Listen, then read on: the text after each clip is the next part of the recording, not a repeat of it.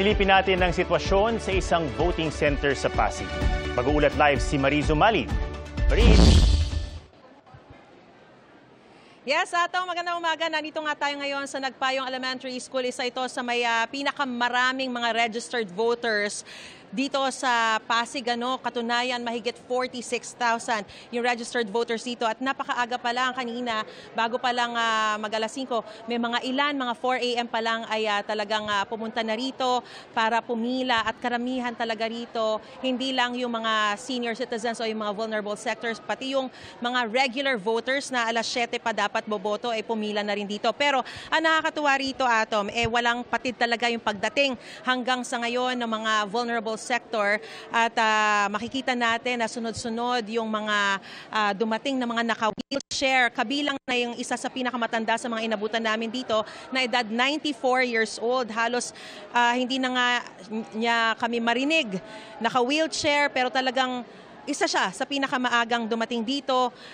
Meron ding isa na naka-wheelchair, hindi na siya makalakad dahil masakit talaga yung balakang, na aksidente siya, nagka-fracture yung balakang niya at nagka-arthritis pa. Meron din na mga na-aksidente nung isang buwan. At bukod sa kanila, napakarami pang ibang mga naka-wheelchair dito na talagang makikita mo na hindi nila ininda yung maagang oras na pagpunta rito at gusto raw nila talagang makaboto, marinig yung kanilang boses, makakontribute sa pagluluklok ng mahuhusay na mga lider sa ating gobyerno. Pero hindi naman din talaga lahat naging very smooth, no? Kasi merong lumapit sa atin na hindi niya mahanap yung kanyang pangalan dun sa presinto na 1036. Sabi niya, itong si Nanay Josefina Hacar, 63 years old, tuwing eleksyon, bumoboto siya. Pero nagtataka siya kung bakit kahit alam niya na yung presinto niya, pagpunta niya doon sa mismong precinct, ay hindi naman makita yung kanyang pangalan. So hanggang ngayon, hindi pa rin siya makaboto. No? Ilan lamang yan sa mga problema rito. Pero yung mga vulnerable sector naman na hindi makaakyat doon sa kanilang mga sariling presinto, ay pumupunta lang dito. May mga inilaan ng mga kwarto dito sa first floor para doon sila bumoto.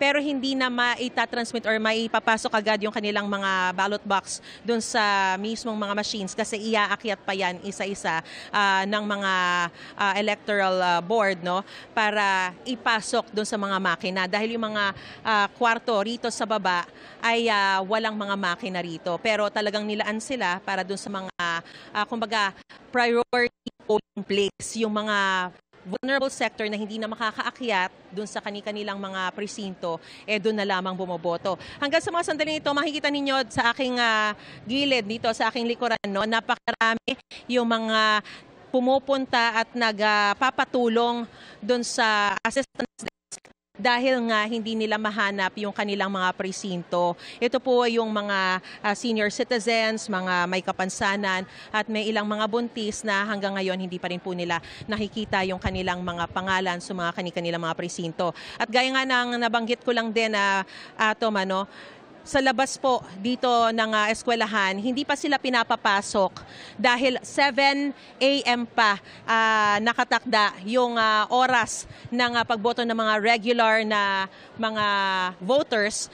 Pero sa mga sandaling ito, Atom, ay mahaba na rin yung pila sa labas ng mga regular voters dahil anila dito raw sa Nagpayong Elementary School ay talagang napakapahirapan daw po talaga yung pagboto sa haba ng pila sa dami ng mga bumoboto. Gaya nga ng binanggit ko, more than 46,000 yung registered voters dito. So lahat yan dadagsa ngayong araw and normally dito po sa Pasig, which is the 8th vote-rich na city sa buong Pilipinas, no, at number 5 sa buong NCR, ay normally nasa 85% yung voter turnout nito. Kaya talagang marami yung mga pumupunta rito. So mamaya, patuloy tayo magbibigay ng mga karagdagang mga updates dito pa rin sa Pasig. Sa ngayon, yan muna ang latest na sitwasyon mula rito sa Nagpayong Elementary School. Ako po si Mariz Umali ng GMA Integrated News. Dapat totoo sa eleksyon 2025. Atom? Maraming salamat, Mariz Umali.